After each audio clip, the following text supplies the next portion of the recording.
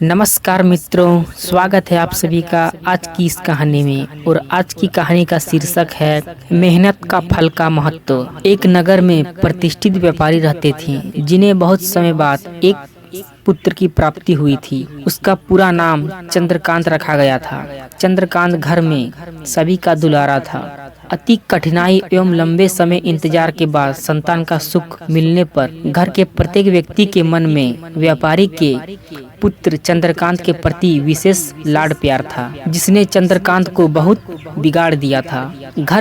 घर में किसी भी बात का अभाव नहीं था। चंद्रकांत की मांग से पहले ही उसकी सभी इच्छाएं पूरी कर दी जाती थी। शायद इसी के कारण चंद्रकांत को ना सुनने की आदत नहीं थी और ना ही मेहनत के महत्व का आभास था। चंद्रकांत के जीवन में कभी अभाव नहीं देखा था, इसीलिए उसका नजरिया जीवन के प्रति बहुत अलग था। और वही व्यापारी के कड़ी मेहनत से अपना व्यापार बनाया था। ढलती उम्र के साथ व्यापारी को अपने कारोबार के प्रति चिंता होने लगी थी। व्यापारी को चंद्रकांत के व्यवहार से प्रत्यक्ष था कि उसके पुत्र को मेहनत के फल का महत्व नहीं पता। उसे आभास हो चुका था कि उसके लाड प्यार ने चंद्रकांत को जीवन की वास्तविकता और जीवन में मेहनत के महत्व से बहुत दूर कर दिया है। गहन चिंतन के बाद व्यापारी ने निश्चय किया कि वो चंद्रकांत को मेहनत के फल का महत्व स्वयं सिखाएगा, उसके लिए उसे चाहे कठोर क्यों ना होना पड़े। व्यापारी ने चंद्रकांत को अपने पास बुलाया और बहुत ही तीखे स्वर में उससे बात की। उसने कहा कि तुम्हारा मेरे परिवार में कोई अस्तित्व नहीं है, तुमने मेरे कारोबार में कोई योगदान नहीं दिया और इसलिए मैं चाहता हूँ कि तुम अपनी मेहनत से धन कमाओ, तब ही तुम्हें तुम्हारे धन के मुताबिक 2 वक्त का खाना दिया जाएगा। यह सुन चंद्रकांत को ज्यादा कोई फर्क नहीं पड़ा।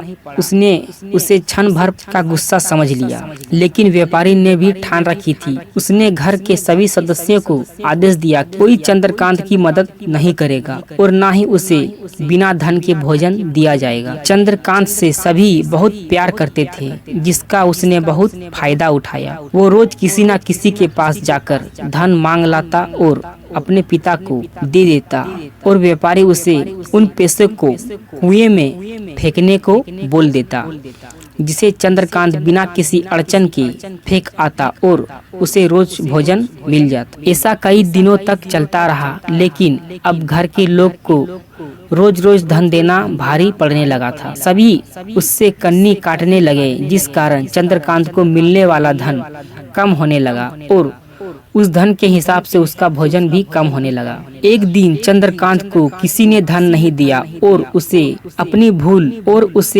भूख को शांत करने के लिए गांव में जाकर कार्य करना पड़ा। उस दिन वो बहुत देर से थका हारा व्यापारी के पास पहुंचा और धन देकर भोजन मांगा। रोज के अनुसार व्यापारी ने उसे वो धन कुएं में फेंकने को कहा, जिसे इस बार चंद्रकांत सहजता से स्वीकार नहीं कर पाया और उसने पलटकर जवाब दिया, पिताजी, मैं इतनी मेहनत करके पसीना बहाकर इस धन को लाया और आपने मुझे एक क्षण में इसे कुएं में फेंकने को कह दिया। यह सुनकर व्यापारी समझ गया कि आज चंद्रकांत को मेहनत के फल का महत्व समझ आ गया है। व्यापारी भली भांति जानता था कि उसके परिवार वाले चंद्रकांत की मदद कर रहे हैं, तभी चंद्रकांत इतनी आसानी से धन कुएं में डाल आता है।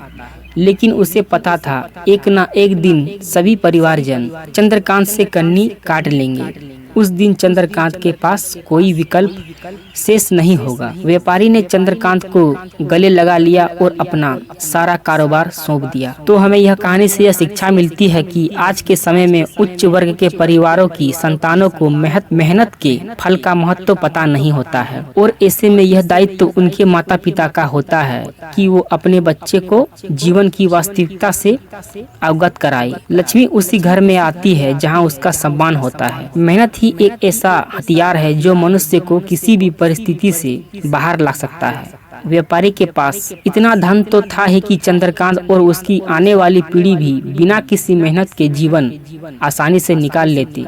लेकिन अगर आज व्यापारी ने अपने पुत्र को मेहनत का महत्व तो नहीं बताता तो एक ना एक दिन व्यापारी की आने वाली पीढ़ी व्यापारी को कोसती। तो मित्रों, यह थी आज की कहानी। कैसी लगी आपको यह कहानी नीचे कमेंट बॉक्स में जरूर बताइएगा। तो मिलते हैं किसी नए कहानी के साथ, तब तक के लिए धन्यवाद।